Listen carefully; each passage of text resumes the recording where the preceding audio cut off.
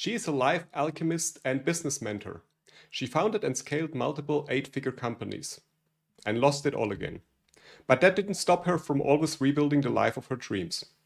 Today, she helps people with her own method to discover who they are and shows them their pathway to the next evolution. Welcome, everyone, to a new episode of The Small Reset. And today, let's welcome Lezly K. Hi, Lezly. Hi, thank you for having me. Yes, thanks for being our guest today. So, tell us a little bit about your life. How did you arrive here? I don't know if we have enough time, but I'll try Just a quick summary. I'll try and summarize it. Essentially, I founded, built, and scaled multiple million-dollar businesses and sort of built this quintessential life of having everything you should want and reaching the pinnacle of success, the businesses, the designer handbags, the Range Rovers, the husband, the son, and really finding that I was miserable, that I'd sort of amounted all of this success and gathered all of these things that the world told me I should have. Right. And then when I got there, I was like, oh, but I don't like this and I don't like myself. And yeah, I sort of came to this essence of then burning it all to the ground, which I don't think is essential. And if I knew then what I know now, I wouldn't have walked that path. But hindsight's a beautiful thing. And yeah, I then sort of turned my pain into purpose, and now I help other women sort of escape this trap of living their lives for everyone else and not truly tapping into their true desires and being in co-creation of the evolution of who they're here to become. Okay. Yeah, that sounds great. So, and yeah, you're saying you didn't knew it before, right? But that's what life is about, right? We don't know things, we do mistakes, and after that we're smarter, right? So, and when was that you figured out that you're not happy with the life you had? 4 years ago. 4 years ago, okay. Yeah. And then you lost all the money, you're saying? Well, what did you do? The business bankrupt or? No. I folded a company in Australia, like put it into voluntary administration. Not because the business wasn't successful, essentially because I grew with ego. The cash flow couldn't keep up with the growth of the business. And I was self-funded, so we didn't have enough cash injection to put into the business to sustain it. Yeah, and essentially I didn't have the capacity to really restructure the business in a way that was sustainable, because I just didn't. At that point, I'd sort of woken up to the fact that I was grossly unhappy and I didn't actually want to reinvest into the business. Again, I didn't have the drive to keep working in an industry and in a business that I had lost my passion for. I restructured the company and sold the assets basically, and then folded the organization. Okay, sounds good. Cool. Okay, and you also say you're a life alchemist. That sounds interesting. Yes. Can you explain what you mean by that?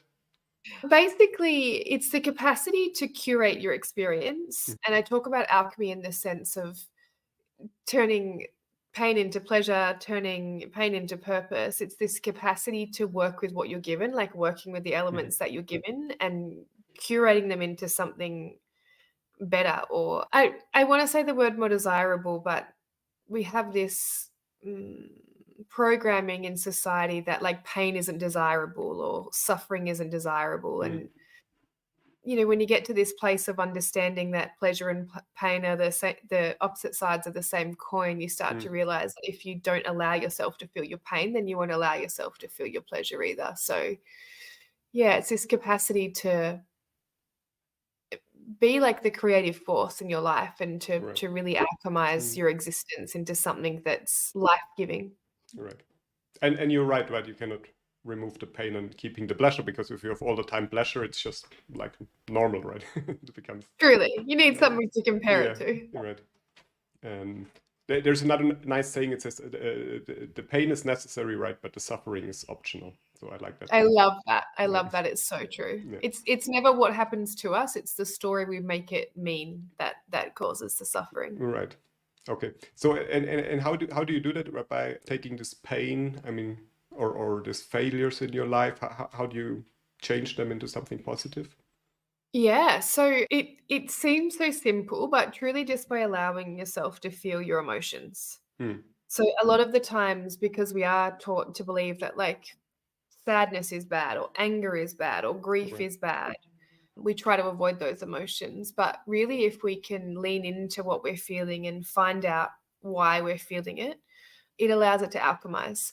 And then we store a lot of our emotions somatically in our body. Mm-hmm. So I talk about body, mind, soul. To really integrate an experience or to heal from a past wound, we need to have our body. So that could literally just be body work. It often can mean like somatic de-armoring, Yes.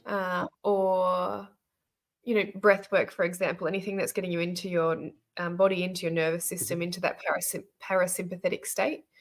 Yeah, and just by being with your body, being with your emotions, Mm. that's when we start to change our experience of life. Right.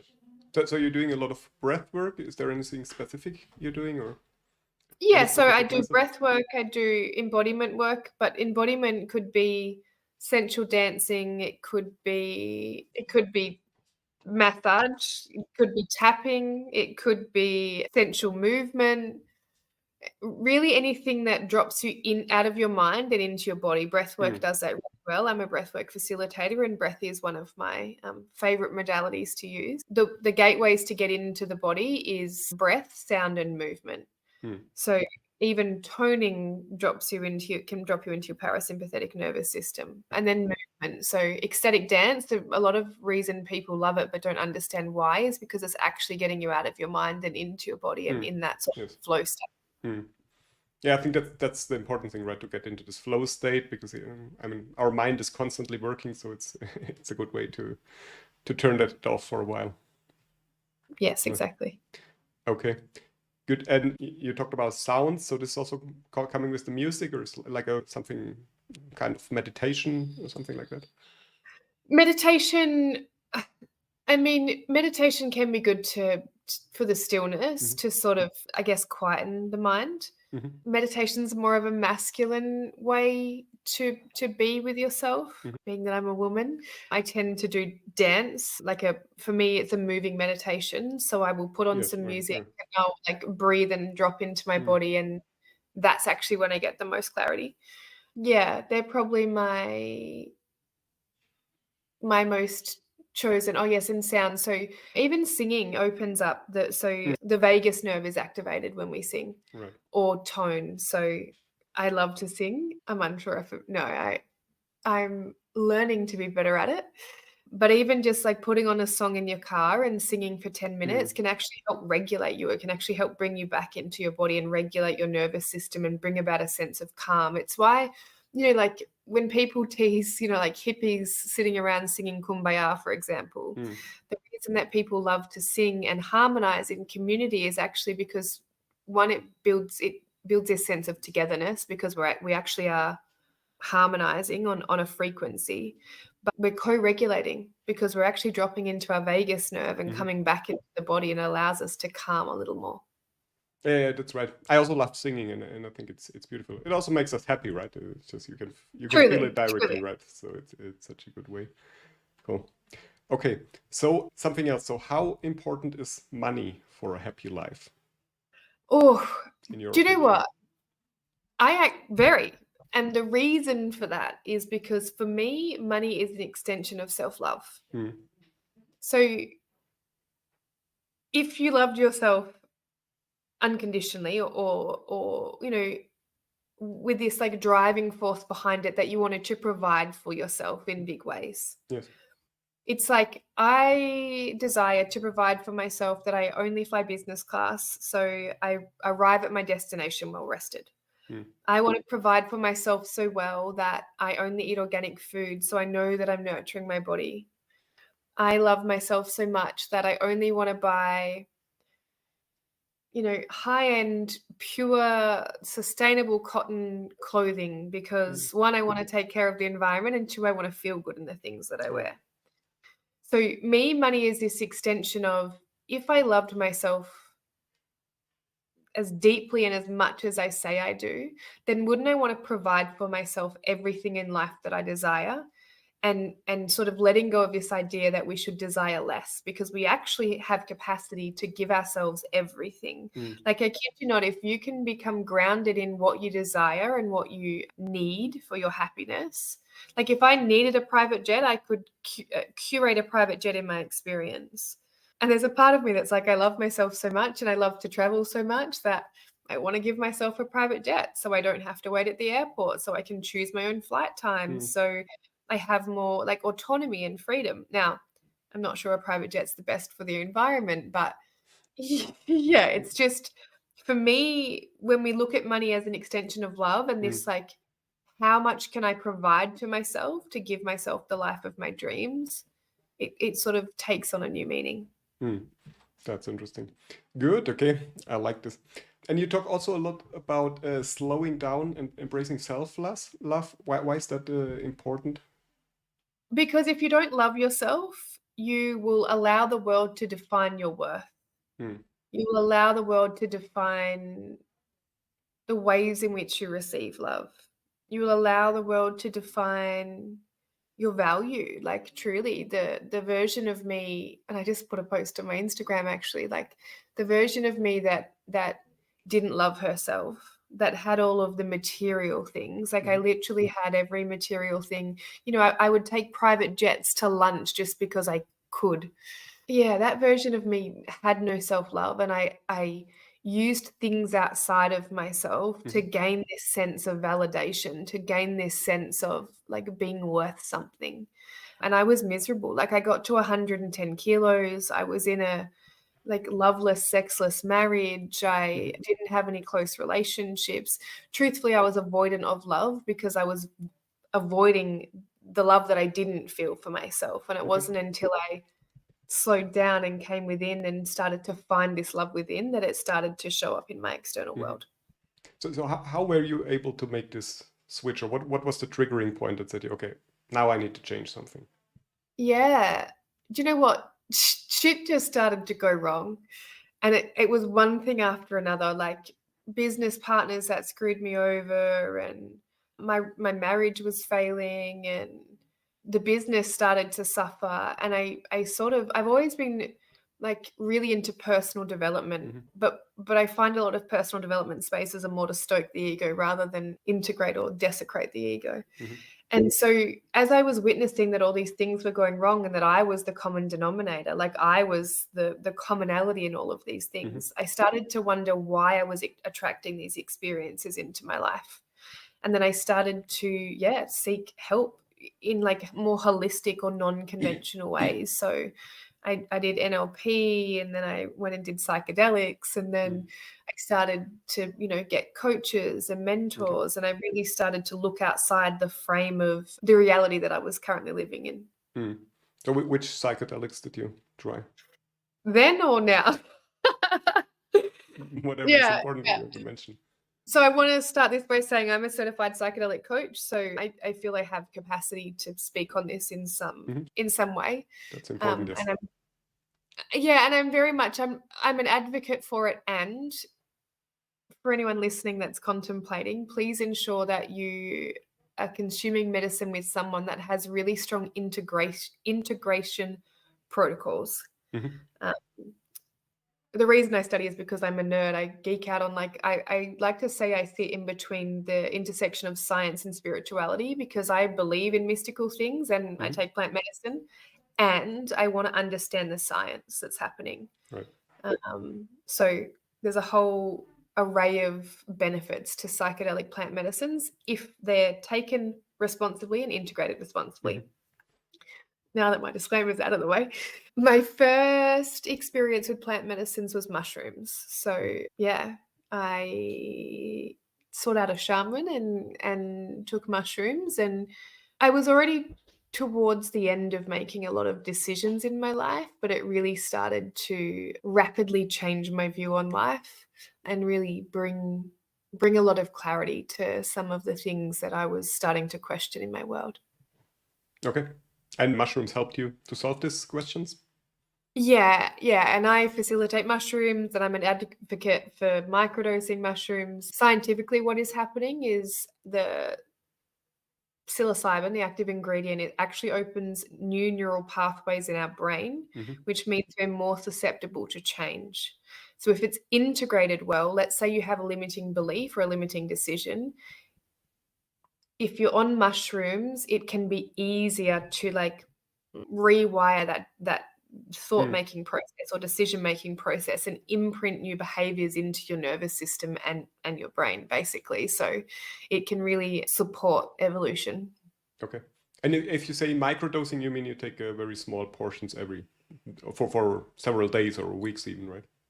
Yeah, yeah. So that can help with anxiety and for similar reasons, because anxiety, you're often looping on one thought or you're Hmm. you're focused on one thing. And when you open your neural pathways in your brain, you can expand that thought process and kind of stop fixating on one thing and see more possibility in life. Hmm.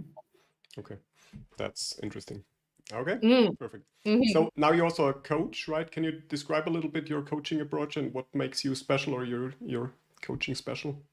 Yeah, yeah. I would say because I have an integrated experience, I sit in the realm of, I want to say business coaching. It's really relationship coaching and transformational coaching, Hmm. purely because I've come from this place of building 60 million empires and learning what not to do and really walking myself through the process of not being able to somatically hold everything I had in my life and understanding what happens when you sort of get all of the things, but then deeply feel that you're not worthy and somatically feel like you can't hold it.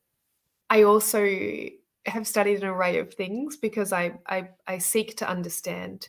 So a psychedelic coach, I'm NLP qualified, I'm hypnotherapy qualified, I'm breathwork certified, I'm halfway through a sex, love, and relationship certification.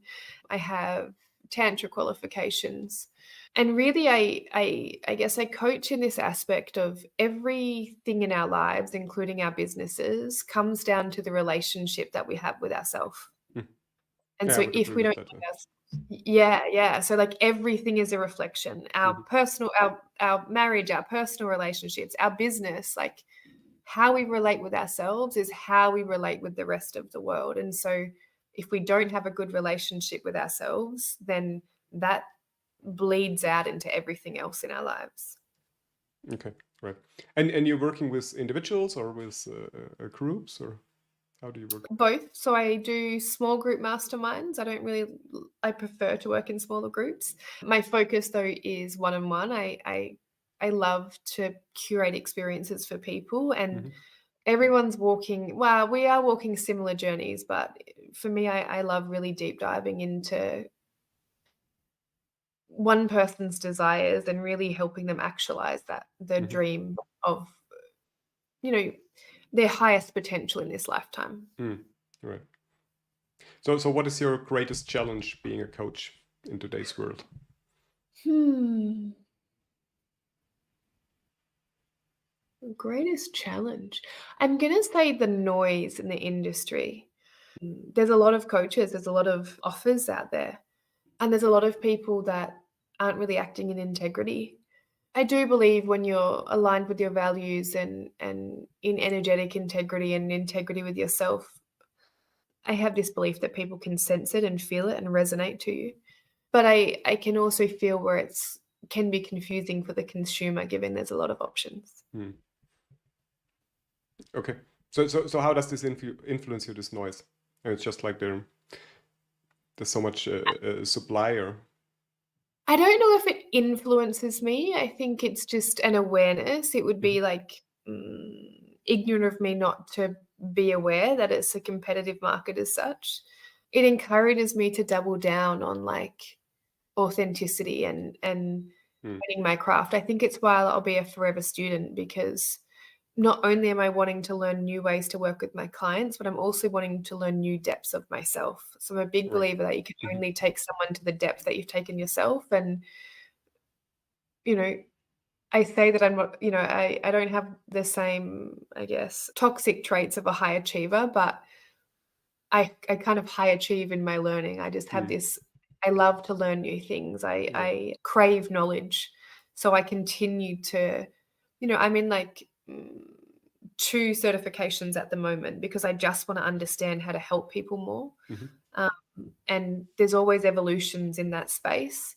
And there's always more that I can do to know myself deeper through learning these modalities. And I find that really important. It's the same reason I'll take psychedelics at least once a year. It's like cleaning up my own shit so I make sure it doesn't spill out into how I serve my clients. Right. And I think that's also for all of us the most important thing, right? To understand that we're all on a lifelong journey of learning and growing, right? So there's no point when we stop that and when there's no get it off the carousel. Get retired, right? So I think this is important to understand. Good. Okay, Lezly, very good. So do you have any advice that we can apply in our daily lives now? We talked already about breathing, or is there anything you can, some quick learns that you could give us on the way? Yeah, my favorite tip is actually anchoring breathing correctly every time you get in your car. So often we get in our car and we sort of switch into automation because we do it so often, especially if we're like driving to pick up our kids from school or driving to the office or driving to the gym, because we've done it so many times, we kind of switch out of our brain and into automation. So what I've anchored into my day and what I love to encourage my clients to anchor in is every time you get in your car, to breathe deeply into your belly. So we shouldn't actually breathe in our chest. We should breathe, if the camera was lower, I'd show you, but we should breathe all the way down into the lower part of our belly. So every time I get in my car, just to ensure that I'm being conscious and present with myself in as many moments as possible, because we live most of our lives unconsciously. I'll stop and I'll close my eyes before I go anywhere, and I'll breathe 3 deep breaths into my belly. And then as I'm driving, for the whole entire drive, I just remember to consciously breathe. And what I mean by that is deep belly breaths and have no shallow breaths for the entire drive. And that just allows me to be present with myself in a moment that's normally very unconscious. And when we start to program this, it just becomes second nature to be more present with ourselves in the mundane moments. Yes. And there's actually so much to experience, right? Especially when we're driving, because there's so many things happening, but we don't even notice them because we're just somewhere else, right? Because it's all automated. And I think we want to stay alive. So as soon as we get in a bit of machinery that could actually kill us, we sort of do go into hypervigilance. So there is this sense of becoming super focused on where we're going, so never close your eyes when you're breathing in your car. And there is a level of awareness we need to have of our environment. But the reason we do get hyper-focused is because this like vigilance to stay alive tends to keep us focused. The only problem I have here with this approach is it's so hot, then if I go in the car, I need to first turn on the air condition. Right, so. Okay, first the aircon, second the breathing. Right, okay. No, but I like this advice. Okay, perfect. So, and where can people find you if they want to learn more about you or if they want to connect with you? The best way is Instagram. So it's at Lezly K, and Lezly is Lezly Kaye. I post most of my content there. You can slide into my DMs there. Best way to strike up a conversation. Okay, perfect. So thank you so much, Lezly, for being our guest today, for having this nice conversation. It was very interesting. And thanks everybody out there for listening and watching today. You can find Lezly's Instagram handle in the show notes. And let us know what you think in the comments below. And see you next week for another episode of The Small Reset. Thank you.